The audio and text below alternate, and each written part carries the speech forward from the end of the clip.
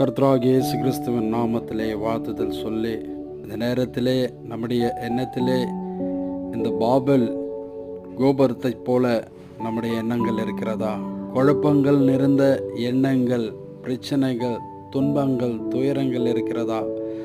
Babylon நகரத்திலே அந்த பாபில் கோபுரத்தைப் போல குழம்பிக் கொண்டு இருக்கிறோமா? அந்த இடத்துல கர்த்தர் இறங்கி அதை தாறுமாறாக மாட்டுகிறார் என்பதை நம் வேதத்தில் பார்க்கிறோம்.